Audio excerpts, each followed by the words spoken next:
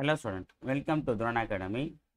நம்ம இன்னைக்கு இந்த லைவ் கிளாஸில் வந்து பார்த்திங்கன்னா என்ன பார்க்க போகிறோம் அப்படின்னா, 7ஆம் வகுப்பு புதிய சமச்சீர் புக்கில் இயல் 2 பார்க்க போகிறோம். சரியா?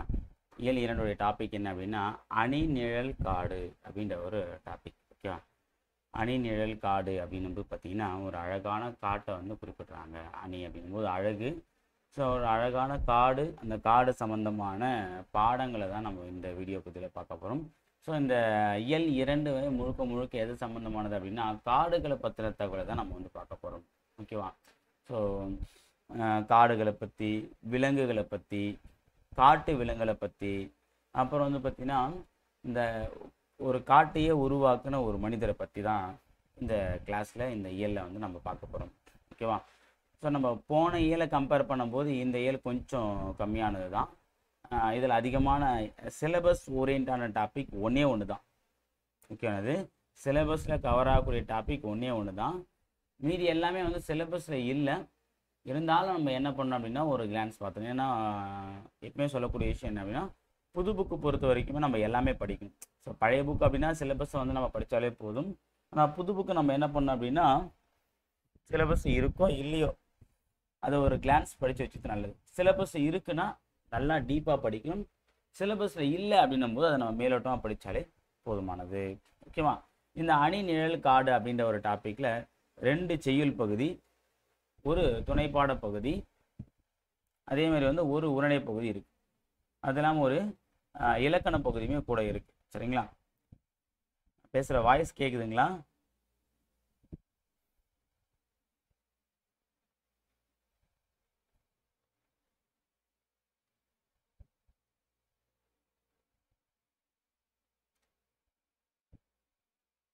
எனிஒன் வாய்ஸ் கேட்குதா? ஒருவேளை கேட்கலையோ? ஓகே, சரி, ஓகேப்பா, கேட்குது, நோ ப்ராப்ளம். இப்போ நம்ம இந்த இயல் 2ல் முதல் தலைப்பு கவிதை பெயர்ந்த தலைப்பில் காடு அப்படின்ற ஒரு டாப்பிக்கை பற்றி பார்க்க போகிறோம். காடும் கடலும் நமக்கு எப்போதும் காட்சிக்கு இன்பம் தருபவை. ஒரு நாட்டின் வளம் அந்நாட்டின் மொத்த நிலப்பரப்பில் அமைந்துள்ள காடுகளின் அளவை பொறுத்தே மதிப்பிடப்படுகிறது. கேட்கலாம், ஒரு நாட்டின் வளம் அந்நாட்டின் மொத்த நிலப்பரப்பில் அமைந்துள்ள காடுகளின் அளவை பொறுத்தே மதிப்பிடப்படுகிறது. அதனால்தான் காட்டின் வளமே நாட்டின் வளம் என அறிஞர்கள் கூறுகின்றனர். ஓகே, அதனால்தான் காட்டின் வளமே நாட்டின் வளம் என அறிஞர்கள் கூறுகின்றனர். சரியா? இது ரெண்டுமே ரொம்ப முக்கியமான ஒரு வரிகள். இதில் வந்து பார்த்தீங்க அப்படின்னா, சுரதா என அழைக்கப்படக்கூடிய சுப்புரத்தின தாசன் அவருடைய ஒரு கவிதை நூலை வந்து கொடுத்துருக்காங்க. ஃபஸ்ட்டு நூல்வெளி அவரை பற்றி பார்த்துட்டு வந்துடலாம். சுரதாவின் இயற்பெயர் ராஜகோபாலன். இது சுரதாவின் இயற்பெயர்னு பார்த்தீங்கன்னா ராஜகோபாலன். இவர் பாரதிதாசன் மீது மிகுந்த பற்று கொண்டவர். பாரதிதாசன் இயற்பெயர் சுப்புரத்தினம். எனவே தம் பெயரை சுப்புரத்தின தாசன் என மாற்றிக்கொண்டார். ஓகேவா? சுரதாவுடைய இயற்பெயர் என்னது? ராஜகோபாலன் தான். இவர் வந்து பாரதிதாசன் மீது, இப்போ எக்ஸாம்பிள் பாரதியார் மீது கொண்ட பற்றின் காரணமாக பாரதிதாசன் சொல்லிட்டு பாவேந்தர் பேர் மாற்றினார். இவர் பாரதிதாசன் மீது கொண்ட பற்றின் காரணமாக தன்னுடைய பெயரை என்ன பெயர்? ராஜகோபாலன்ற பெயரை சுப்புரத்தினத்திற்கு தாசன். சுப்புரத்தினத்து பார்த்தீங்கன்னா பாரதிதாசனுடைய இயற்பெயர். அப்போ சுப்புரத்தினத்திற்கு தாசன் அப்படிங்கும்போது சுப்புரத்தின தாசன் சு ர தா சுரதான்னு சொல்லிட்டு மாற்றினாரு. அதன் சுருக்கமே சுரதா என்பதாகும். ஊமைகளை பயன்படுத்தி கவிதைகள் எழுதுவதில் வல்லவர் என்பதால் இவரை ஊமை கவிஞர் என்றும் அழைப்பர். இது ரொம்ப முக்கியமானது, நிறைய வாட்டி மியூசிக் கேட்டிருக்காங்க. ஊமை கவிஞர் என அழைக்கப்படும் கவிஞர் யார் அப்படின்னா சுரதா. ஓகேவா? அமுதும் தேனும், தேன்மழை, துறைமுகம் உள்ளிட்ட பல நூல்களை இவர் வெளியிட்டுள்ளார். அமுதும் தேனும், தேன்மழை, துறைமுகம். இப்பாடல் சுரதா கவிதைகள் எனும் நூலில் இயற்கை எழில் எனும் பகுதியில் எடுத்து தரப்பட்டுள்ளது. இப்போ நம்ம பார்க்கக்கூடிய பாடல் இந்த காடுன்ற தலைப்பு வந்து பார்த்தீங்கன்னா சுரதாவின் கவிதைகள் அப்படின்ற ஒரு தலைப்பில், அப்படின்ற நூலில் இயற்கை எழில் அப்படின்ற ஒரு தலைப்பில் வரக்கூடிய ஒரு கவிதை தான் காடுன்ற ஒரு கவிதை. சரியா? இந்த பாடல் எந்த வகையை சார்ந்தது அப்படின்னா கிளிக்கண்ணி என்னும் வகையை சார்ந்தது. இந்த பாடல் எந்த வகையை சார்ந்தது? கிளிக்கண்ணி என்னும் பாவகையை சார்ந்தது. ஏன் அப்படின்னா, கிளியின் மொழி போன்ற இனிய சொற்களை பேசும் பெண்ணை நோக்கி கூறுவதாக இனிய சந்தத்தில் பாடப்படும் இசை பாடல் வகை தான் கிளிக்கண்ணி. ஸோ கிளி வாய்ஸை பேசக்கூடிய ஒரு பெண்ணை நோக்கி பாடக்கூடிய ஒரு பாடல் தான் என்பது கிளிக்கண்ணி. அதான் கண்ணினா பெண், கிளி போன்று பேசக்கூடிய பெண் அப்படின்னா ஞாபகம் வச்சுங்க. ஓகேவா? அடுத்தது காட்டை குறிக்கும் வேறு பெயர்கள். சரியா? இப்போ நம்ம காடுனா சொல்லும் போது சோனா, அது கானா காடு நம்ம சொல்றோம். அதே மாதிரி வந்து பார்த்தீங்கன்னா காட்டை குறிக்கக்கூடிய நிறைய வார்த்தைகள் இருக்கு. என்னென்ன வார்த்தைன்னு சொல்றாங்க? கா, கால், கான், கானகம், அடவி, அரண், ஆரணி, புறவு, பொற்றை, பொழில், தில்லம், அழுவம், இயவு, பழவம், முளரி, வல்லை, விடர், வியல், வனம், முதை, மிலை, இரும்பு, சுரம், பொச்சை, பொதி, முளி, அரில், அரல், பதுக்கை, கணையம். இது எல்லாமே வந்து பார்த்தீங்கன்னா காட்டை குறிக்கக்கூடிய வார்த்தைகள். நமக்கு மேக்ஸிமம் என்ன தெரியும்? கானா தெரியும், கான்னா தெரியும், கானகனா தெரியும், அடவினா தெரியும், அரண்னா தெரியும், அழுவம்னா கூட தெரியும், வனம்னா தெரியும். வேற என்ன இருக்கு? இதெல்லாம் வந்து நமக்கு காடும் தெரியும். அதை தாண்டி நிறைய இருக்கு பாருங்க. சரியா? இப்போ ஆரணி ஊர் பேரே பார்த்தீங்கன்னா காடு தம்பளுக்கு. ஓகேவா? ஸோ அப்போ அப்படின்னும் போது பார்த்தீங்கன்னா இந்த காட்டுடைய பெயரை வந்து நான் வச்சுங்க. ஏன்னா ஆட்மேன் அவுட்டில் இந்த பொருந்தாததில் வந்து என்ன பண்ணலாம் அப்படின்னா மாற்றி கேட்க வாய்ப்பு இருக்கு. சரியா? ஸோ இது ரொம்ப ரொம்ப முக்கியமானது. அடுத்தது இப்போ நம்ம பாடல் வந்து பார்க்கலாம். இந்த பாடல் வரி முக்கியமானதுன்னு கேட்டிங்கன்னா படிக்க வேண்டியது தான். எப்படி சொல்றது, ரொம்ப இம்பார்ட்டன் நம்ம சொல்ல முடியாது, ஆனால் இம்பார்ட்டன்ட். சரியா? ஏன்னா புது கவிதை, மரபு கவிதை சார்ந்த விஷயங்கள்லாம் பார்த்தீங்கன்னா அதிகமாக வந்து ஆசிரியர்களை பற்றி அதிகமாக வினாக்கள் கேட்குறாங்க தவிர இல்லை அப்படின்னா பார்த்தீங்கன்னா வாக்கியங்கள், இப்போ சுரதா சொன்ன முக்கியமான வாக்கியங்கள் தான் கேட்க தவிர பாடல் வரிகள் அந்தளவுக்கு கேட்குறாங்க. சுத்தமாக கேட்கலாம சொல்ல முடியாது, மேலோட்டமாக கேட்குறாங்க. சரியா? சரி, ஓகே, நம்ம பார்க்கலாம். கார்த்திகை தீபம் என காடெல்லாம் பூத்திருக்கும், பார்த்திட வேண்டுமடி கிளியே பார்வை குளிருமடி. இது கார்த்திகை தீபம் என காடெல்லாம் பூத்திருக்கும், பார்த்திட வேண்டுமடி கிளியே பார்வை குளிருமடி. கார்த்திகை தீபம் போல வந்து பார்த்தீங்கன்னா காடே வந்து எப்படி இருக்குமா? ஒளிமயமா வீசுமா. ஓகேவா? அது கண்டிப்பா பார்க்கணுமே, அதை பார்த்தா நம்முடைய பார்வை குளிரும்னு சொல்லிட்டு சொல்றாரு. அடுத்தது, காடு பொருள் கொடுக்கும், காய்கனி ஈன்றெடுக்கும், கூடி கழித்திடவே கிளியே குளிர்ந்த நிழல் கொடுக்கும். சரியா? காடு வந்து பார்த்தீங்கன்னா நிறைய நம்ம பொருளை கொடுக்கக்கூடியது, காய்கனியை வந்து நமக்கு வந்து பெற்றுத்தரக்கூடியது. அப்படின்னு போது பார்த்தீங்கன்னா அந்த அது மட்டும் இல்லாமல் அந்த காட்டுடைய மரங்கள் வந்து நமக்கு நிழலை கொடுக்கும் அப்படின்ட்டு சொல்றாரு. அடுத்தது, குரங்கு குடியிருக்கும், கொம்பில் கனி பறிக்கும், மரங்கள் வெயில் மறைக்கும், கிளியே வழியில் தடை இருக்கும். அது பச்சை மயில் நடிக்கும், பன்றி கிழங்கெடுக்கும், நச்சரவங் கலங்கும், கிளியே நரியலாம் ஊளையிடும். நச்சரவம் அப்படின்னா நச்சுத்தன்மை கொண்ட பாம்பு. அரவம்னா பாம்பு சொல்லும் பற்றி அதான். அதிமதுர தழையை யானைகள் தின்றபடி, புதுநடை போடுமடி கிளியே பூங்குயில் பூவுமடி. சிங்கம், புலி, கரடி, சிறுத்தை, விலங்கினங்கள் எங்கும் தெரியுமடி கிளியே இயற்கை விடுதியிலே அப்படின்னு சொல்லிட்டு பார்த்தீங்கன்னா இந்த ஒரு பாடலை முடிக்கிறாங்க. இதில் வந்து பார்த்தீங்கன்னா இந்த வரி கொஞ்சம் முக்கியமானதாக இருக்கும். ஓகேவா? இந்த லாஸ்ட் வரி, அதே மாதிரி இந்த ஃபர்ஸ்ட் வரி. ஓகேவா? ஸோ இது ஃபுல்லாகவே படிச்சீங்கன்னா மனப்பாடமாக கொடுத்துருக்காங்க. மேக்ஸிமம் கேட்கணும் அப்படின்னா மனப்பாடம் சார்ந்த பகுதியில் தான் வந்து கேட்பாங்க. ஓகேவா? ஓகே, இதோட பொருள் என்னன்னு பார்க்கும்போது, ஈன்று அப்படின்னா பெற்று, ஈன்றெடுத்தல்னா பெற்றெடுத்தல் நம்ம சொல்லும் பற்றி அது. கொம்பு அப்படின்னா கிளை. அதிமதுரம் அப்படின்னா மிகுந்த சுவை. இப்போ கூட பார்த்தீங்கன்னா இந்த 3 ரோசஸ் விளம்பரத்துலாம் பார்த்தீங்கன்னா இஞ்சி, மிளகு, அதிமதுரம் அப்படின்னு சொல்லலாம் சொல்லுவாங்க. அதிமதுரம்னா மிகுந்த சுவை கொண்டது, மிகுந்த சுவை கொண்ட ஒரு தழை, அவ்வளோதான். அப்புறம் கழித்திட அப்படின்னா களினாலே மகிழ்ச்சி, அப்போ மகிழ்ந்திட. நச்சரவம் அப்படின்னா நச்சு கூட்டல் அரவம், நச்சுத்தன்மை கொண்ட பாம்பு, அதாவது விடமுள்ள பாம்பு. விடம்னா இங்கே விஷம்னு சொல்கிறாங்க. விடுதி அப்படின்னா தங்கும் இடம். கார்த்திகை விளக்குகள் போல காடு முழுவதும் மலர்கள் மலர்ந்திருக்கும், அவற்றை காணும் கண்கள் குளிர்ச்சி பெறும். காடு பல வகையான பொருட்களை தரும், காய் கனிகளையும் தரும், எல்லாரும் கூடி மகிழ்ந்திட குளிர்ந்த நிழல் தரும். அங்கே வசிக்கும் குரங்குகள் மரக்கிளைகளில் உள்ள கனிகளை பறித்து உண்ணும், மரங்கள் வெயிலை மறைத்து நிழல் தரும், அடர்ந்த காடு வழி செல்வோருக்கு தடையா இருக்கும்.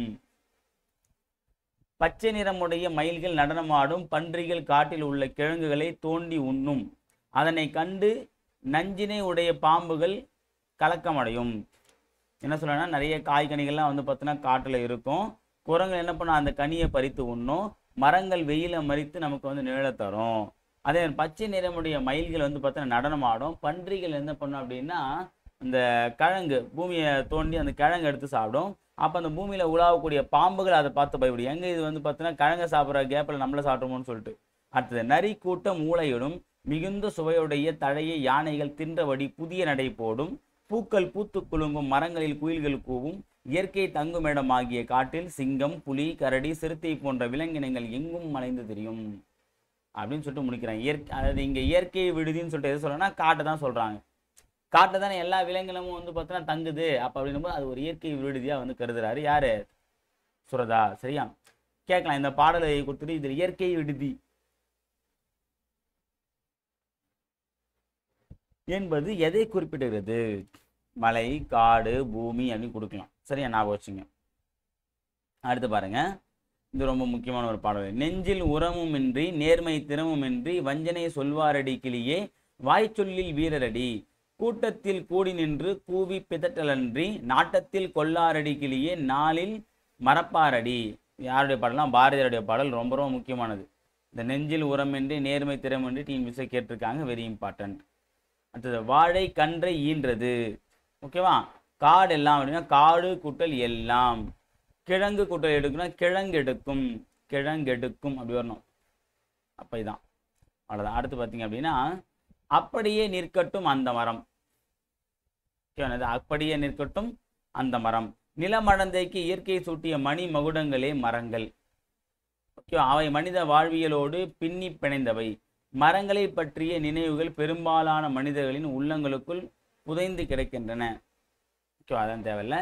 இந்த ஃபர்ஸ்ட் லைன் மட்டும் முக்கியமானது. நிலமடந்தைக்கு இயற்கை சூட்டிய மணி மகுடங்களே மரங்கள். அடுத்தது பார்த்தீங்கன்னா இதில் வந்து ஒரு பாடல் தான். இந்த பாடல் வந்து முக்கியமானது இல்லை, படிக்க வேண்டாம். ஸோ ராஜ மாதாந்தத்தை பற்றி மட்டும் படித்தேன். ஏன்னா இவர் வந்து நமக்கு சிலபஸை இல்லைனாலும் நூல்வெளி ஆசிரியர் குறிப்பு மட்டும் படிச்சிங்க போதுமானது. இது என்ன சொல்லணும்னா ராஜ மாத்தாண்டன் கவிஞர் இதழாளர் கவிதை திறனாய்வாளர் என பன்முகம் திறன் கொண்டவர் தான் யார்? ராஜ மாத்தாண்டம். கவிஞர் இதழாளர் கவிதை திறனாய்வாளர். கொல்லிப்பாவை எனும் சிற்றிதழை நடத்தியவர். கொல்லிப்பாவை எனக்கூடிய சிற்றிதழ் ஞாபகம் வச்சுங்க. வார இதழோ மாத இதழோ இல்லை, சிற்றிதழ். ராஜ மாத்தாண்டன் கவிதைகள் எனும் நூலுக்காக தமிழ் வளர்ச்சித்துறையின் பரிசு பெற்றவர். சரியா? தமிழ் வளர்ச்சித்துறையில் வந்து பார்த்தா ஒரு பரிசு பெற்றிருக்காரு. அது எந்த நூலுக்காக? ராஜ மார்த்தாண்டன் கவிதைகள் என்ற நூலுக்காக. ஓகேவா? சிறந்த தமிழ் கவிதைகளை தொகுத்து கொங்குதேர் வாழ்க்கை எனும் தலைப்பில் நூலாக்கியுள்ளார். சிறந்த தமிழ் கவிதைலாம் இருக்கு பார்த்தீங்கன்னா அது எல்லாத்தையும் ஒன்றா தொகுத்து கொங்குதேர் வாழ்க்கை அப்படின்ற ஒரு தலைப்பில் வந்து ஒரு நூலாக வந்து தொகுத்து வெளியிட்டிருக்காரு. யாரு? ராஜ மார்த்தாண்டன். அவரது அப்படியே நிற்கட்டும் அந்த மரம் எனும் நூலில் உள்ள கவிதை தான் இங்கே தரப்பட்டுள்ளது. சரிங்களா? ஓகே, இப்போ நம்ம பார்க்கலாம். இது 2 புது கவிதை கொடுத்துருக்காங்க, ரொம்ப முக்கியமானது. கொப்புகள் விலக்கி கொத்து கொத்தாய் கருவேலங்காய் பறித்து போடும் மேய்ப்பனை ஒரு நாளும் சிராய்ப்பதில்லை கருவமுட்கள். கொப்புகள் விலக்கி கொத்து கொத்தாய் கருவேலங்காய். ஸோ கருவேல மரத்தில் வந்து பார்த்தீங்கன்னா முள் இருக்கும். அந்த கருவேலங்காயை பறிக்கிறவன் வந்து பார்த்தீங்கன்னா முள் குத்தாது அப்படின்னு தான் சொல்கிறாங்க. அடுத்தது குழந்தை வரைந்தது பறவைகளை மட்டுமே வானம் தானாக உருவானது. ரொம்ப அழகான ஒரு கவிதை பாருங்க. குழந்தை வரைந்தது பறவைகளை மட்டுமே. அது பறவை மட்டும் தான் வரைஞ்சிச்சு. இப்போ பறவை பறக்கிற மாதிரினாலும் எங்கே பறக்கும்? வானத்தில் தான் பறக்கும். அப்போ பறக்க ஆரம்பித்தாலே ஆட்டோமேட்டிக்காக அந்த வானம் உருவாகும். இது உங்களுக்குமே வந்து சரியான விஷயம்தான். நீங்கள் படிக்க ஆரம்பித்தாலே ஆட்டோமேட்டிக்காக பாதைகள் உங்களுக்கு உருவாகிட்டே இருக்கும். சரியா? ஆனால் படிக்க ஆரம்பிக்கிறது தான் உண்மையான விஷயம். நம்ம படிக்க ஆரம்பித்தாலே நம்ம நிறைய பேர் வந்து கேட்பாங்க, சரி எப்படி படிக்கிறதுனே தெரில, என்ன படிக்கிறதுனே தெரில, ஓகே எப்படி ஆரம்பிக்கிறதுனே தெரிலலாம் கேட்டு கிடப்பாங்க. எப்படி ஆரம்பிக்கணும் என்ன ஆரம்பிக்கணும் வந்து பார்த்தீங்கன்னா யோசிக்கிறதுக்கு முன்னாடி படித்தாலே போதும். ஆட்டோமேட்டிக்காக என்ன படிக்கணும் எப்படி பண்ணுற எல்லா விஷயமும் தெரியும். நம்ம படிக்கிறதுக்கு முன்னாடி யோசிக்கத்தான் இங்கே தப்பு. ஓகேவா? அதான் நிறைய பேர் பண்ணிருக்காங்க. யோசிச்சு நேரத்துக்கு வேண்டி நிறைய பேர் இருக்காங்க. யோசிக்காமல் தப்பு பண்ணுறவங்க நிறைய பேர். அப்படின்னா யோசிச்சே தப்பு பண்ணுறவங்க அதை விட நிறைய பேர். ஓகேவா? அடுத்தது நாவற் பழத்திற்கு ஊமையாக கூறப்படுவது என்ன அப்படின்னு பார்த்தீங்க அப்படின்னா கோலிக்குண்டு. சுட்ட பழங்கள் என்று குறிப்பிடப்படுவது என்ன அப்படின்னா சூடான பழங்கள். இங்கே வந்து இது என்னன்னே தெரியல, இது யாரும் தெரிஞ்சால் சொல்லுங்கள். அடுத்தது பெயர் அறியா அப்படின்னா பெயர் கூட்டல் அறியா. பெயர் என்னது? பெயர் கூட்டல் அறியா. ஆப்ஷன் வந்து பார்த்தீங்கன்னா பெயர் கூட்டல் அறியா. மனம் இல்லை அப்படின்னா மனம் கூட்டல் இல்லை. மனம் கூட்டல் இல்லை தான் வரும். நேற்று கூட்டல் இரவு நேற்றிரவு. நேற்று கூட்டல் இரவு நேற்று இரவு இதான் வரும். பி. ஓகேவா? அடுத்தது வந்து பார்த்தீங்கன்னா உரைநடை உலகத்தில் வந்து விலங்குகள் உலகம் அப்படின்ற ஒரு டாபிக் வந்து பார்க்க போகிறோம். வளம் நிறைந்த நிலம், அடர்ந்த மரம், செடி கொடிகள், நன்னீர், நறுங்காற்று என அனைத்தும் நிரம்பியதுதான் காடு. இது பறவைகள், விலங்குகள், தாவரங்கள் போன்ற பல்லுயிர்களின் வாழ்விடமாகும். ஓகேவா? அதே மாதிரி வந்து பார்த்தீங்கன்னா காட்டு விலங்குகளின் உறைவிடமாக முண்டந்துறை புலிகள் காப்பகத்துக்கு நம்ம பார்க்க போகிறோம். ஓகேவா? அடுத்தது இது வந்து பார்த்தீங்கன்னா ஆதினி அப்படின்ற ஒரு பெண் வந்து பார்த்தீங்கன்னா இந்த காட்டு விலங்குகளை பற்றி படம் எடுக்கிறதுக்கு வராங்க. அப்போது அவங்க அம்மா மலர்விழி என்ன பண்ணுறாங்கன்னா கூப்பிட்டுட்டு ஒரு வனவர் தெரிஞ்ச ஒரு ஃபாரஸ்ட் கார்டை கூட்டின்னு வராங்க. இந்த ஃபாரஸ்டரும் இவங்களும் சேர்ந்து என்ன பண்ணுறாங்கன்னா அந்த காட்டை வந்து என்ன பண்ணுறாரு அப்படின்னா அந்த களக்காடு முன்னந்துறை களக்காடு புலிகள் காப்பகத்துக்கு கூட்டின்னு போயிட்டு என்ன பண்ணால் சுற்றி காட்டுறாரு. வண்டியில் போயிட்டு தான் சுற்றி காட்டுறாரு. அதான் வந்து இங்கே கொடுத்துருக்காங்க. சரிங்களா?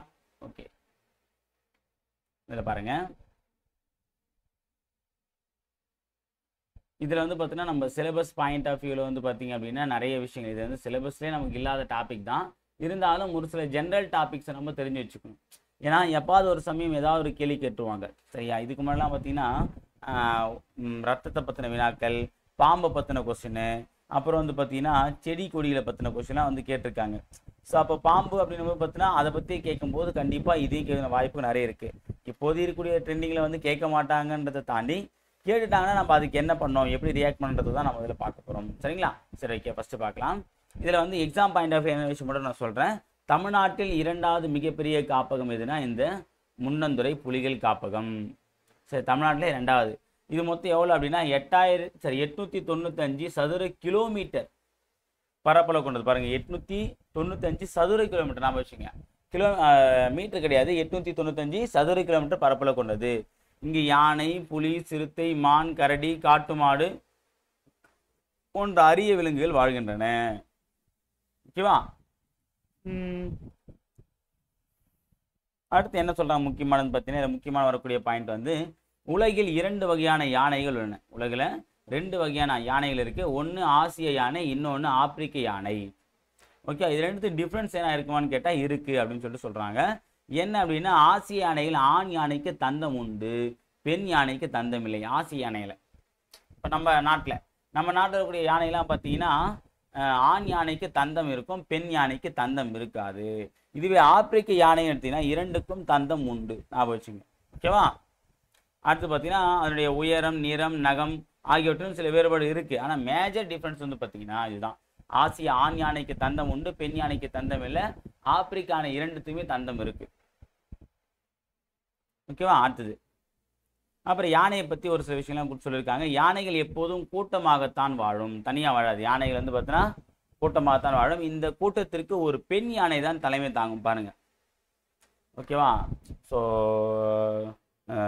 எப்படி சொல்றது, சிங்கப்பெண்ணு மட்டும் நம்ம சொல்லாமல் வந்து இங்கே யானை பெண்ணோட சொல்லலாம். ஏன் அப்படின்னா ஒரு கூட்டத்தையே, ஏன்னா ஒரு குடும்பத்தையே வழிநடத்துகிறவங்க பெண் அப்படின்னும் போது இவ்வளவு யானை கூட்டத்தையே வந்து வழிநடத்துறாங்கன்னா குடும்பத்தை நடத்த மாட்டாங்களா? ஸோ அதான் வந்து பார்த்தீங்கன்னா குடும்ப பெண் அப்படின்னு நம்ம சொல்கிறோம் பொழுது. ஸோ அப்போது பெண் யானை தான் வந்து தலைமை தாங்குது. உண்மையிலே வந்து ஒரு பெரிய விஷயம். யானைகள் தங்களுக்கு தேவையான தண்ணீர், உணவு ஆகியவற்றுக்காக இடம்பெயர்ந்து கொண்டே இருக்கும். ஒரு யானை நாள் ஒன்றுக்கு 250 கிலோ புல் இலை தழைகளை உணவாக உட்கொள்ளும். 250 கிலோ, அப்பா சரியானது. 250 கிலோ என்ன பண்ணுது, புல் இலையை மட்டுமே சாப்பிடுது. ஓகேவா? ஏன்னா இது நானே சாப்பிடுறது அப்படின்னும் போது இதற்கு குடிக்க 65 லிட்டர் தண்ணி. 250 கிலோ வந்து சாப்பாடு, 65 லிட்டர் தண்ணி. நம்ம இது அப்படியே ஆப்போசிட்டாக குடிப்போம். ஓகேவா? 4 கிலோ சாப்பாடுனா 2 லிட்டர் 3 லிட்டர் 5 லிட்டர் தண்ணி கூட குடிப்போம். ஆனால் சாப்பாடை குறைச்சிடுவோம். சரியா? அடுத்தது யானை மிகுந்த நினைவாற்றல் கொண்ட விலங்கு. நல்லா நினைஞ்சிங்க. யானை மிகுந்த நினைவாற்றல், மெமரி பவர் அதிகமாக இருக்குமா, அதிகமாக பாசம் நிறைந்த விலங்கும் கூட. சரிங்களா? அதை மதம் பிடிக்கிற வரைக்கும் தான். ஓகே, மதம் பிடிச்சா முடிஞ்சு போச்சு. பாசம் எல்லாம் வேஷமாயிடுற மாதிரி போட்டு யாரை தான் போட்டு நவுத்திடும். ஸோ அப்போ என்ன சொல்கிறாங்க அப்படின்னா யானை வந்து மிகுந்த நினைவாற்றல் கொண்டது, பாசம் நிறைந்த விலங்கு. ஓகே, அடுத்து பாருங்கள். இதை தெரிந்து கொள்ளுவதில் வந்து ஒரு சில முக்கியமான விஷயங்கள் வந்து கொடுத்துருக்காங்க. ஓகேவா? தமிழ்நாட்டில் வனக்கல்லூரி அமைந்துள்ள இடம் வந்து மேட்டுப்பாளையம், கோவை மாவட்டம் இருக்குது. கோயம்புத்தூரில் இருக்கக்கூடிய மேட்டுப்பாளையம் தான் வந்து தமிழ்நாட்டின் வனக்கல்லூரி இருக்கக்கூடிய இடம். ஓகே, பொதுவாக பார்த்தீங்கன்னா நீங்கள் கோயம்புத்தூரில் தான் வந்து அக்ரிகல்ச்சர் ஆஃபீஸு, அப்புறம் வந்து பார்த்தீங்கன்னா இந்த ஃபாரஸ்ட் ஆஃபீஸ் எல்லாமே இருக்கும். Forest college, agriculture head office எல்லாமே வந்து கோயம்புத்தூர் தான் இருக்கும். சரிங்களா? ஓகே, அடுத்தது கோவையில் உள்ள தமிழ்நாடு வேளாண்மை பல்கலைக்கழகத்தில் கோவையில் இருக்கக்கூடிய தமிழ்நாடு வேளாண்மை பல்கலைக்கழகத்தில் இளநிலை வனவியல் பிஎஸ்சி ஃபாரஸ்ட்ரி, முதுநிலை வனவியல் எம்எஸ்சி ஃபாரஸ்ட்ரி ஆகிய படிப்புகள் உள்ளன அப்படின்னு சொல்றாங்க. அடுத்தது கரடி ஓர் அனைத்துண்ணி. அது பழங்கள், தேன் போன்றவற்றை உண்பதற்காக மரங்களில் ஏறும். உதிர்ந்த மலர்கள், காய்கள், கனிகள், புற்றீசல் ஆகியவற்றையும் தேடி உண்ணும். ஓகேவா? இங்கே கரடியை பற்றி கொடுத்துருக்காங்க. ஒரு கரடி வந்து ஒரு அனைத்துண்ணி. இது பழங்கள், தேன் போன்றவற்றை உண்பதற்காக மரங்களில் ஏறும். மரங்களுக்கு நகங்களையும் வச்சிருக்கும்ன்றது சொல்றாங்க. ஓகேவா? இதில் கரையான் தான் அதுக்கு மிகவும் பிடித்த உணவு. கரடிக்கு பிடித்தது கரையான். கரடி, கரையான். ஓகேவா? நான் வச்சுங்க. அடுத்தது தேன் கூட்டை கலைக்கும் போது இந்த கரடியை வந்து இந்த தேன்கள்லாம் கொத்திடாதா அப்படின்னு சொல்லிட்டு கேட்குறாங்க. ஸோ அது வந்து பார்த்தீங்கன்னா கரடியின் உடலை போத்தி இருக்கும் அடர்ந்த முடிகள் தேனீக்களிடமிருந்து அதனை காப்பாற்றிவிடும். அது முன்னாடி அதுக்கு ஏன்னா பார்த்தீங்கன்னா கரடி நல்லாவே தெரியும். ஓகேவா? நம்ம தெரியும் அப்படின்னா இந்த 23ஆம் புலிகேசில் வந்து பார்த்தீங்கன்னா நம்ம வடிவேல் வந்து ஒரு கரடியை கொள்றதுக்கு ட்ரை பண்ணிட்டு இருப்பாரு. அதுதான் கரடி. நான் வச்சுங்க. ஓகே. அடுத்தது அது வந்து பார்த்தீங்கன்னா கரடி நன்கு வளர்ந்த கரடி வந்து கிட்டத்தட்ட 160 கிலோ எடை வரைக்கும் இருக்குமா. ஓகேவா? அவ்வளோதான். அடுத்து வந்து புலியை பற்றி இங்கே சொல்ல போகிறாங்க. இது ரொம்ப ரொம்ப முக்கியமானது. ஓகேவா? புலிகள் தனித்து வாழும் இயல்படி. நம்ம வந்து யானை என்ன சொன்னோம்? யானை வந்து கூட்டமாக வாழக்கூடியது நம்ம பார்த்தோம். ஆனால் புலி எப்படி தனித்து வாழக்கூடியது? ஒரு குறிப்பிட்ட எல்லைக்குள் ஒரு புலி மட்டுமே வாழும். மற்ற புலிகள் அந்த எல்லைக்குள் செல்லாது. ஒரு குறிப்பிட்ட எல்லை வரைக்கும் ஒரு புலி மட்டும் தான் வாழுமா. கருவுற்ற புலியானது 90 நாட்களில் 2 அல்லது 3 குட்டிகளை ஈனும். கருவுற்ற புலியானது 90 நாட்களில், அதாவது 3 மாதம் ஆகுது. புலி வந்து பார்த்தீங்கன்னா 3 மாதம். இப்போ வந்து மனிதன் வந்து பார்த்தீங்க அப்படின்னா 10 மாதம் அப்படின்னா புலியெல்லாம் 3 மாதம் தான். ஓகேவா? கருவுற்ற புலியானது 90 நாட்களில் 2 அல்லது 3 குட்டிகளை ஈனும். அந்த குட்டிகளை 2 ஆண்டுகள் வரை வளர்த்து வரும். எத்தனை வருஷம்? 3 வருஷம். 3 மாதம் ப்ரெக்னெண்ட்டாக இருந்து அதுக்கப்புறம் வளர்ந்த குழந்தைய வந்து 2 வருஷம் என்ன பண்ணோம்? பாதுகாத்துட்டு வரும். அப்புறம் அதுக்கப்புறம் அதுக்கான எல்லையை தனியாக பிரித்து தனியாக வாழ விட்டுரும். சரியா? ஓகே. அடுத்தது புலிதான் ஒரு காட்டில் வளத்தை குறிக்கும் குறியீடு. ரொம்ப முக்கியமான லைன் இது.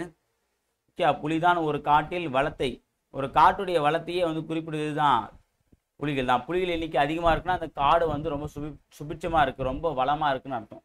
ஓகே. புலி தனக்கான உணவை வேட்டையாடிய பின்பு வேறு எந்த விலங்கையும் வேட்டையாடுவதில்லை. தனக்கான விலங்கை வந்து பார்த்தீங்கன்னா வேட்டையாடிச்சுன்னா அதுக்கப்புறம் எதிரில் போனான். அப்போ புலி பசித்தாலும் புல்லை தின்னுதான் சொல்ல பற்றி இது என்ன விஷயம் அப்படின்னா அது வேற. புலிக்கு பசி ஆறிடுச்சுன்னா யாரையுமே தின்னாது. இதுதான் புது வாசகம். ஓகேவானது? புலி பசி ஆறிடுச்சு அப்படின்னா யாரையுமே தின்னாது. நீங்கள் போய் எதிர்க்க போய் கூட நிற்கலாம். புலிக்கு நல்லா சாப்பாடை போட்டு நல்லா சிக்கன் மட்டனை போட்டு அதனால வயிறு ஃபுல்லாகிட்ட பிறகு என்ன பண்ணலாம்? நம்ம புலி கூடவே போயிட்டு சண்டை போடலாம். சரியா? இந்த நம்ம சார் சொல்லிட்டாரு நம்ம போயிட்டு புலியை போய் சண்டை போடலான்னு தான் போகாதீங்க. ஓகேவா? சார் நீங்கள் சொன்னால் நாங்கள் வந்து எலிக்கிட்ட போய் கூட சண்டை போட மாட்டோம், புலிகிட்ட போய் போட போகிறோமா அப்படின்னு டவுட் உங்களுக்கு வரலாம். சரியா?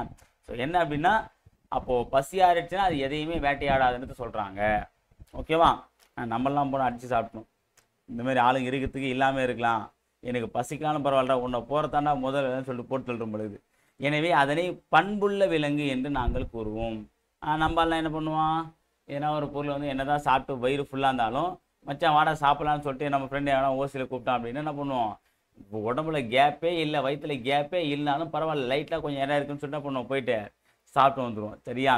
அந்த பண்பு தான் நம்மக்கிட்ட இருக்குது. ஆனால் புலிகிட்ட அந்த பண்பு கிடையாது. அதுக்கிட்ட வேற பண்பு இருக்குது. என்ன பண்பு? அதாவது பசியாரிட்ட பிறகு வேட்டையாடாது. ஓகேவா? அப்போ ஒரு பண்புள்ள விலங்குன்னு சொல்லி எதை பாசமுள்ள விலங்குன்றது எது? யானை. பண்புள்ள விலங்கு எது? புலி. அதே மாதிரி வந்து பார்த்தோன்னா கூட்டமாக வாழக்கூடியது எது? யானை. தனித்து வாழக்கூடியது புலி. ஞாபகம் வச்சுங்க இதெல்லாம். சரியா? ரெண்டுமே 2 எழுத்து தான். யானையும் 2 எழுத்து, புலியும் 2 எழுத்து.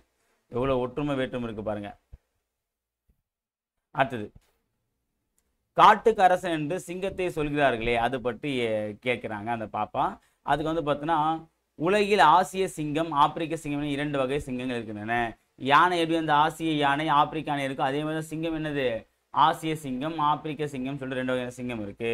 இந்தியாவில் குஜராத் மாநிலம் கிர் சரணாலயத்தில் மட்டுமே ஆசிய சிங்கங்கள் உள்ளன. அப்போ சிங்கம் ஆசிய சிங்கம் எங்கே தான் இருக்கு? குஜராத்தில் கிர் சரணாலயத்தில்.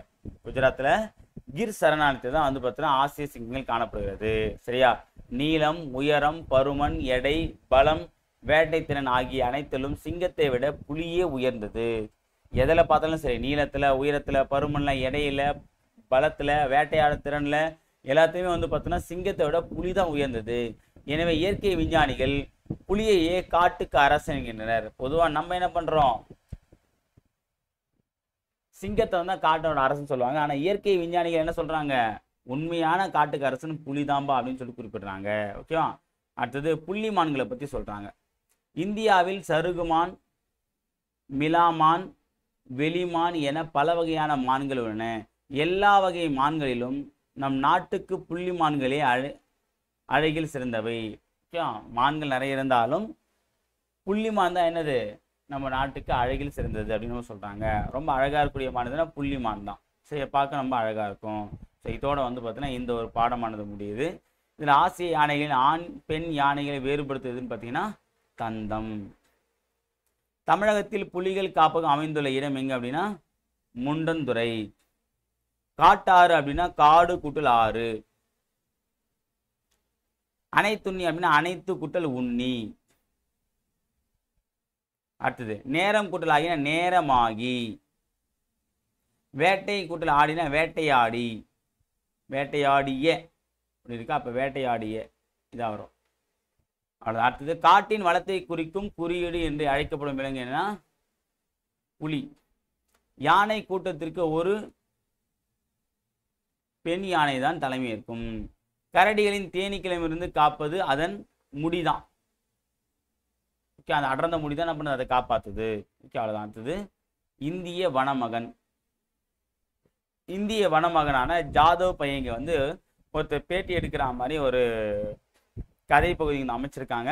இதில் அவங்க சிலபஸில் இல்லை, இருந்தாலும் ஜிகே ஜென்ரல் ஜிகேல வந்து பார்த்தீங்கன்னா ஒரு கொஸ்டின் கேட்டிருக்காங்க. இந்தியாவின் வனமகன் நினைக்கப்படுவாருன்னா ஜாதவ் பையன். இதை மட்டும் டிஎன்பிஎஸ்சி ஒரு கேள்வி கேட்டிருக்காங்க. ஸோ நம்ம என்ன பண்ணலாம் அப்படின்னா, எப்படி சொல்கிறது, இவரை பற்றி மட்டும் சும்மா ஒரு கிளான்ஸ் மட்டும் பார்த்துக்கலாம். ரொம்ப டீப்பாலாம் போக வேண்டாம். ஓகேவா. இவர் பேர் என்ன, இந்த இந்தியாவின் வனமகன் சொல்லக்கூடியவருடைய பேர் என்ன, ஜாதவ் பையங். இவர் எங்கே இருக்காருன்னா அஸ்ஸாம் மாநிலத்தின் ஜோர்விராட். இது அஸ்ஸாம் மாநிலத்தின் ஜோர்விராட் என்ற மாவட்டத்தை சார்ந்தவர் தான் ஜாதவ் பையங். ஓகேவா. பிரம்மபுத்திரா ஆற்றின் நடுவில் உள்ள மிகப்பெரிய தீவில் 30 ஆண்டுகள் தனது கடின உழைப்பால் ஒரு காட்டையே உருவாக்கியவர். எங்க பிரம்மபுத்திரா நதிய ஒரு கிராமத்தில் ஒரு தீவில் வந்து பார்த்தீங்கன்னா 30 ஆண்டுகள், ஒரு வருஷம் 2 வருஷம் இல்லைப்பா, 30 வருஷம் தன்னுடைய கடின உழைப்பால் ஒரு காட்டையே உருவாக்கியிருக்காரு. ஒரு பூங்கா கிடையாது, ஒரு காடே உருவாக்கியிருக்காரு. ஓகேவா. ஸோ காட்டிலே தன்னை வாழ்ந்து கொண்டிருப்பவர், யானைகள் வருகையை தமது உழைப்பிற்கு கிடைத்த பரிசாக கருதியவர். இவர் தான் யார் அப்படின்னா இந்தியாவின் வனமகன் சொல்லிட்டு அழைக்கப்படக்கூடிய ஜாதவ் பையங். ஓகேவா. அஸ்ஸாம் மாநிலம் ஞாபகம் வச்சுங்க. ஸோ இவர் வந்து பார்த்தீங்க அப்படின்னா பிரம்மபுத்திரா ஆற்றுல வந்து பார்த்தீங்கன்னா ஆண்டுதோறும் வெள்ளம் வரும். ஓகேவா.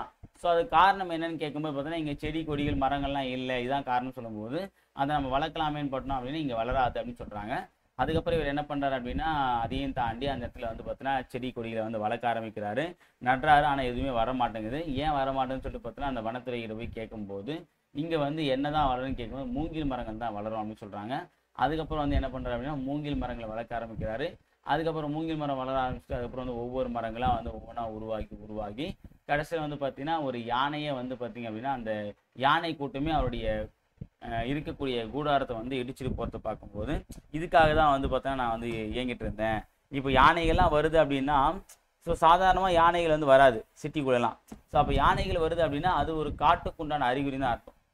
ஸோ அப்போது ஒரு காடாக வந்து நம்முடைய இது வந்து உருவாயிடுச்சு அப்படின்ட்டு சொல்கிறாங்க. ஓகேவா.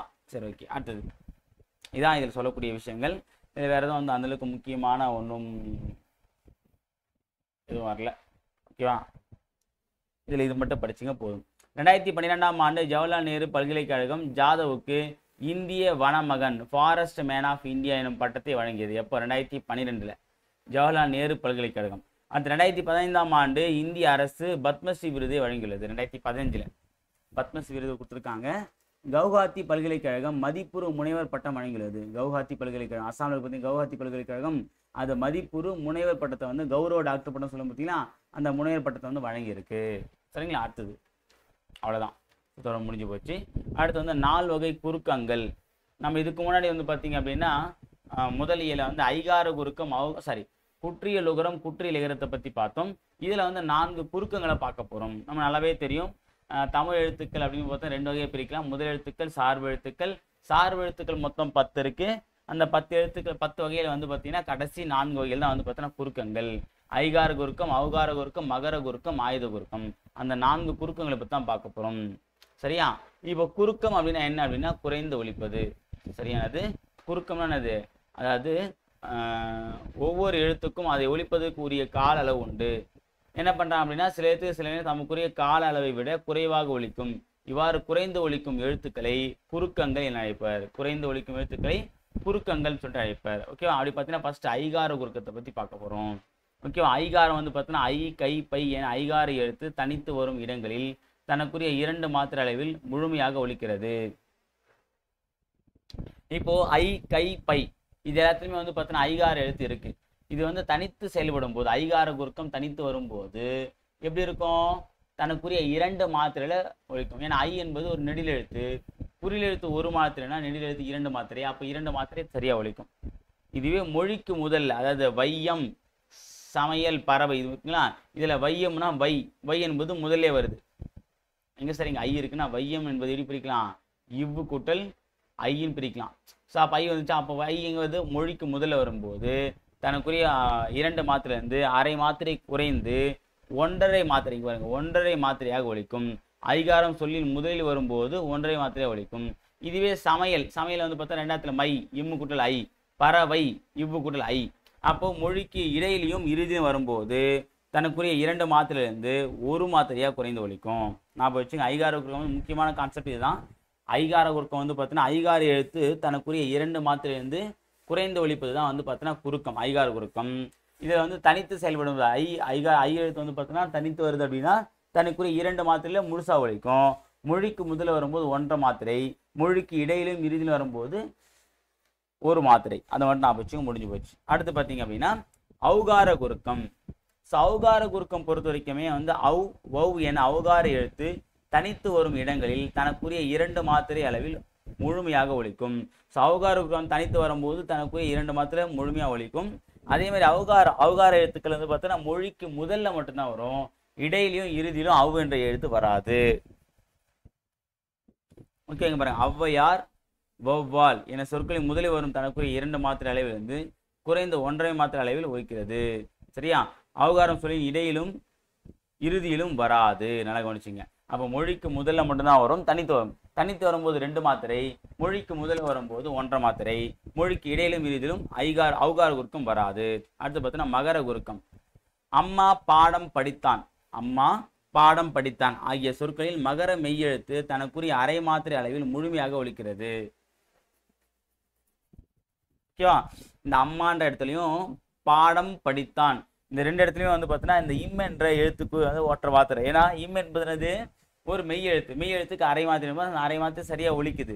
ஆனா இதுவே வலம் வந்தான் என்பதில் மகர மெய்யெழுத்தை அடுத்து வகர எழுத்து வருவதால் மகர மெய்யானது தனக்குரிய அரை மாத்திரை அளவிலிருந்து குறைந்து 1/4 மாத்திரை அளவில் ஒலிக்கிறது. வலம் வந்தான். ஓகே, அந்த வலம் மகர எழுத்துக்கு அடுத்து வரக்கூடிய இந்த வகர எழுத்து வந்தா அப்ப என்ன, இது வந்து இம் என்ற எழுத்து தனக்குரிய அரை மாத்திரையிலிருந்து 1/4 மாத்திரையா குறைந்து ஒலிக்குது. அதுக்கு பார்த்தா மகர குறுக்கம். சரியா? அடுத்தது ஆயுத குறுக்கம். ஆயுத குறுக்கம் பொறுத்த வரைக்கும் பார்த்தீங்கன்னா அஃது, எஃகு ஆயுத எழுத்து வரக்கூடிய எழுத்துக்கள். சரியா? தனக்குரிய அரை மாத்திரையிலிருந்து 1/4 மாத்திரையாக, சரியா 1/4 மாத்திரையாக குறைந்து ஒலிப்பது தான் ஆயுத குறுக்கம். இதுல வந்து அஃது, எஃகு அப்படின்னு சொல்லி பார்த்தா சொற்கள்ல ஆயுத எழுத்து வரும்பொழுது எப்படி வரும்? தனக்குரிய வந்து அரை மாத்திரை வந்து முழுசா ஒலிக்கும் இந்த இடங்கள்ல. இதுவே வந்து முள் கூட்டல் தீது என்பது முக்தீது எனவும் கல் கூட்டல் தீது கக்தீது எனவும் சேரும். இச்சொற்களில் உள்ள ஆயுத எழுத்து தனக்குரிய அரை மாத்திரை அளவிலிருந்து குறைந்து 1/4 மாத்திரை அளவில் ஒலிக்கிறது. சரியா? இந்த முக்தீது கற்றீது இந்த இடத்துல மட்டும் பொதுவா வந்து ஆயுத எழுத்துக்கு அரை மாத்திரைனா இங்க எப்படி ஒலிக்குது? 1/4 மாத்திரை தான் ஒலிக்குது. ஸோ அப்போ என்னது? ஆயுத குறுக்கம் என்பது ஆயுத எழுத்துக்கு உண்டான அரை மாத்திரை அளவிலிருந்து 1/4 மாத்திரையாக குறைந்து ஒலிப்பது ஆயுத குறுக்கம் ஆகும். இதே மாதிரி தான் ஆயுத குறுக்கம் வந்து மொழிக்கு இடையில மட்டும்தான் வரும், மொழிக்கு முதல்லையும் வராது, மொழிக்கு இறுதிலையும் வராது. நல்லா கவனிச்சிங்க. 4 குறுக்கங்கள் ஒரு கால் ரீகால் பண்றேன். ஐகார குறுக்கம் ஐ எழுத்து தனித்து வந்தா 2 மாத்திரை, மொழிக்கு முதல்ல வந்தா 1.5 மாத்திரை, இடையில இறுதியில வந்தா 1 மாத்திரை. அடுத்து வந்து பார்த்தீங்கன்னா ஔகார குறுக்கம். ஔகார குறுக்கம் தனித்து வந்தா 2 மாத்திரை, மொழிக்கு முதல்ல வந்தா 1.5 மாத்திரை, மொழிக்கு இடையிலும் இறுதியிலும் வராது. அடுத்து மகர குறுக்கம் பொறுத்த வரைக்கும் பார்த்தீங்க அப்படின்னா அது வந்து அரை மாத்திரை. வகர எழுத்து வரும்போது மட்டும் பார்த்தீங்கன்னா அந்த அரை மாத்திரைலேருந்து கால் மாத்திரையாக குறைந்து ஒலிக்கும். ஆயுத குறுக்கம் வந்து பார்த்தீங்கன்னா சொற்களை வரும்போது பார்த்தீங்க அப்படின்னா அரை மாத்திரை. இது முக்தி இது கக்ரீதி போன்ற இடங்களில் வரும்போது கால் மாத்திரையாக குறைந்து ஒலிக்கும். முக்கியம் இது மொழிக்கு இடையில மட்டும்தான் வரும், முதல்லையும் இறுதியிலும் வராது. சரிங்களா? அந்த 4 குறுக்கங்கள் முடிஞ்சது, இலக்கண பகுதி முடிஞ்சது. வேட்கை எனும் சொல்லில் ஐகார குறுக்கம் பெறும் மாத்திரை அளவு என்ன? வேட்கை, அப்ப கை வந்து கடைசியா இருக்கு அப்படின்னும் போது என்ன வரும்? ஒரு மாத்திரை வரும். 1. மகர குறுக்கம் இடம்பெறாத சொல், இந்த போன் மரும் இது ரெண்டுமே வந்து மகர குறுக்கம் வரும். பழம் விழுந்தது, பணம் கிடைத்தது, இதுல எது வரும் பார்த்தீங்கன்னா பழம் விழுந்தது வராது. ஏன்னா வந்து வகர எடுத்து வந்து இங்க பணம் கிடைத்து தான் வரும். இது ஆன்சர். அது சொல்லின் முதலில் மட்டுமே இடம்பெறுவது எதுன்னு பார்த்தீங்க அப்படின்னா அவுகார குறுக்கம். இதுதான் மொழிக்கு முதல்ல மட்டும், அது சொல்லுக்கு முதல்ல மட்டும் தான் வரும் அவுகார குறுக்கம். மீதி எல்லாம் ஓகே. அவ்வளோதான். அடுத்து பார்த்தீங்க அப்படின்னா ஆப்போசிட் கொடுத்துருப்பாங்க. எதிர்பாலத்துறை பெயர்களை எழுதுக. மகளிர்னா ஆடவர், பெண்ணா ஆண், சிறுவண்ணா சிறுமி, அரசன்னா அரசி, மாணவன்னா மாணவி, தோழினா தோழன். அவ்வளோதான். அடுத்து பார்த்தீங்க அப்படின்னா கடைசியாக வந்து இந்த டிரான்ஸ்லேஷன் பார்த்துடலாம். தீவு அப்படின்னா ஐஸ்லாண்ட். தீவுனானது ஐஸ்லாண்ட். இயற்கை வளம் அப்படின்னா நேச்சுரல் ரிசோர்ஸ். இயற்கை வளம்னது நேச்சுரல் ரிசோர்ஸ். வன விலங்குகள் அப்படின்னா வைல்டு அனிமல்ஸ். இது வைல்டு அனிமல்ஸ் வன விலங்குகள். வன பாதுகாவல் அப்படின்னா ஃபாரஸ்ட் கன்சர்வேட்டார். இது வன பாதுகாவலர், ஃபாரஸ்ட் கன்சர்வேட்டார். ஊமை அப்படின்னா பேரபல். ஊமை வந்து பேரபல். காடுனா ஜங்கிள். வனவியல் அப்படின்னா ஃபாரஸ்ட்ரி. பல்லுயிர் மண்டலம் அப்படின்னா பயோடைவர்சிட்டி. பல்லுயிர் மண்டலம் வந்து பயோடைவர்சிட்டி. சரிங்களா? சரி, ஓகே. நம்ம வெற்றிகரமாக வந்து பார்த்தீங்கன்னா இயல் 2 வந்து நம்ம இதோட கம்ப்ளீட் பண்ணுறோம். ஸோ இந்த லைவ் கிளாஸ் வந்து பார்த்தீங்கன்னா 7ஆம் வகுப்பு புதிய சமைச்சர் புக்கில் இயல் 2 வந்து கம்ப்ளீட் பண்ணியிருக்கோம். அடுத்த கிளாஸில் வந்து பார்த்தீங்கன்னா இயல் 3 பற்றி நம்ம பார்க்கலாம். அதுவரை உங்களிடமிருந்து விடைபெறுவது அருள் அகாடமி. தேங்க்யூ.